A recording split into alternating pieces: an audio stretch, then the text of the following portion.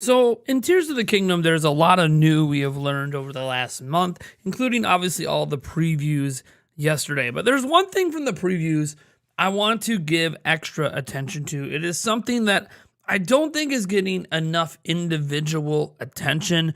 And we're talking about how Tears of the Kingdom has actually improved things from Breath of the Wild. And we're not talking about like the new abilities, fusing, Ultra Hand. That stuff is awesome and that's new. We're actually talking about issues that maybe we didn't complain that much about in Breath of the Wild, but probably should have, and how Nintendo flipped it on its head, realized it was a problem, and made it better in Tears of the Kingdom. Now, before I do that, I gotta remind you, we do have a giveaway going on right now for a Legend of Zelda Tears of the Kingdom Nintendo Switch OLED edition. Picking that one up tomorrow for you guys.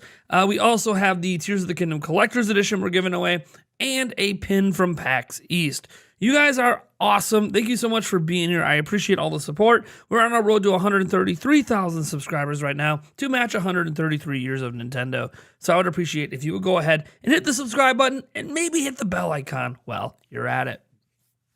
Now, Breath of the Wild is a masterpiece. It is my favorite game of all time. I have put more hours into that game this generation than any other video game in existence. I've always been a massive Zelda fan, and while before Breath of the Wild came out, my favorite game of all time was Secret of Mana, Breath of the Wild overtook it pretty quickly. Now, I got to actually go hands-on with the game back at E3 2016, so I had a pretty good idea that Breath of the Wild, based on hands-on impressions, had a chance to become my favorite game, and it pulled it off. And this is despite the fact that missing several traditional Zelda things that I love, but also it introduced so much more that I love, even more than what I thought I loved Zelda for, that I ended up really enjoying the game. But that doesn't mean there weren't little annoyances or minor things that could have used an improvement. And just looking at quality of life in general, Tears of the Kingdom has taken a lot of those minor annoyances and just completely eliminated them. So first off is the improved menu system, right? Now instead of using our right stick and just jamming it left and right, going through multiple pages of materials and stuff to get to where we want to be, you just use R and L, and the inventory then just expands vertically instead of horizontally. And that alone just makes inventory management so much easier, even after sorting your inventory over and over in Breath of the Wild. It just is a little minor annoyance. I think it's something most of us just got used to. We just accepted this is how it works, but it still was just not really that intuitive. And obviously when you see things like how awesome this new menu system is, it makes you wonder why Nintendo can't seem to figure out better navigation and better content suggestions and things like the eShop when they have people like the Zelda team just walking in, taking a system that functionally worked but was a little clunky and deciding we're going to completely overhaul that menu system and just make it so much better. Now, one thing they did remove from the menu system, of course, was, your quest log, your activity log, right? Where you're going to see what you need to do next. They were smart about this actually and put that in the map section. So again, this just goes along with how they have redesigned that UI and allowed us to just put the quests where they should be, because oftentimes quests give us markers on maps and help tell us where to go. So it makes sense for the quest log to be tied to the map area. And obviously in the map area, it mostly just works. The map basically works exactly the same as it did before, except now you can go between the sky and the ground because there's, different maps in different regions. Now, what I also thought was really cool for a quality of life improvement, and this is one I didn't think that much about, but actually makes a lot of sense because, again, it's one of those things we just got used to in Breath of the Wild. But when Nintendo Life went and showed us how we can just quickly drop and pick up new items when our inventory is full. So essentially, you can go pick up a weapon and it'll be like, oh, your inventory's full, right? And then you have to go into your inventory maybe to see the item level of your weapons, or you'd have to go into your quick select menu and just pick a weapon and then throw it. It was a little clunky, right? Like we'd all just got used to it and accepted that's the way it was. Well, the Zelda team was like, that doesn't need to be the way it is. So you pick up a weapon and it instantly will pop up the little quick select menu showing you your item levels and letting you quickly drop one and pick up the new one. I just find this to be really intuitive, and it is something that Nintendo, just took Breath of the Wild and said, you know what, we can do that better. It's just a nice quality of life improvement. And then in general, they did this thing to cooking, right? So yeah, we have the new cooking pot and everything, and that's cool. And that's a quality of life improvement just to allow us to cook anywhere with an actual cooking pot, because that's the one thing we couldn't carry was a cooking pot. Rather, we could start fires, but we couldn't put our own pot on top of the fires. So having a portable cooking pot is a nice quality of life improvement. And I like that it's limited to a one-time use because it makes it more strategic in how you use it. Instead of just dropping a cooking pot anywhere you want and making unlimited meals, it's kind of like, nah, it's like a one-time use thing. I'm good with that. And you can collect multiple of them, right? So it's not like, hey, you can only cook one meal. Well, if you collected like 99 of these things, you can make probably as many meals as you need.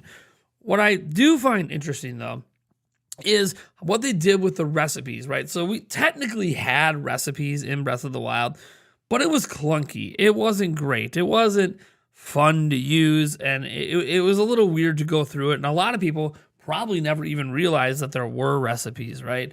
Like, it just wasn't very fun to use. And what they did is they expanded upon that recipe system, giving us full images, much easier to digest, much more pleasurable to go through, and apparently just easier to find. So if you've made a dish already or you learned a dish from somebody else, it's just going to be there and you're going to always know what it is. Now, one improvement I wish they would have added is when you open up the recipe menu, if you have the ingredients and want to make that recipe, they should have put a one button press to just cook that recipe if you have the needed ingredients. That is one improvement I wish they would have put in here. They didn't do it. Who knows? If they do a third game in this Breath of the Wild style, maybe that's something they can look and do for a future quality of life improvement. But they still stepped the game up over Breath of the Wild, and it's still a much appreciated addition.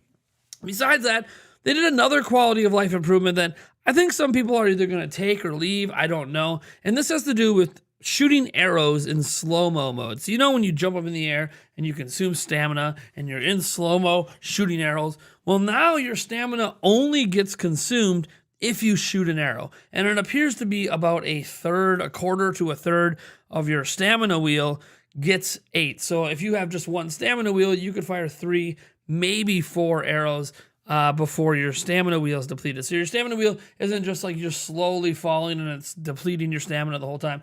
Nope, it only gets depleted if you fire the arrow. If you re-put the arrow in your quiver, you don't lose that stamina.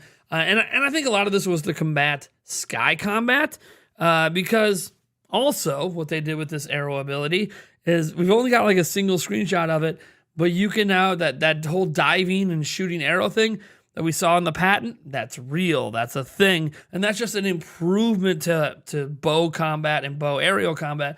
And I feel like they changed how this worked because we are falling from such high heights. We don't want to waste all our stamina when we're necessarily in combat. You only want that stamina wasted in the sky if you're fighting something midair. It makes a lot of sense to handle things in the way that they chose to handle it here. So I also think it just happens to be an improvement in general, but it is something that they did different than Breath of the Wild, and that is just stupidly exciting for me. Now, maybe there's some other quality of life improvements you guys noticed in the previews. I don't remember there being a whole lot besides the stuff I mentioned. Everything else seems to just be brand new mechanics, brand new things in the world. But you guys let me know what you think about all this stuff down in the comments below, because to me, that's the stuff that kind of stood out to me so much in these previews. It wasn't the new. We knew the new was going to be there. It's that they took the old and they said, we can do that better. I like that. Thank you guys so much for tuning in, and I'll catch you in the next video.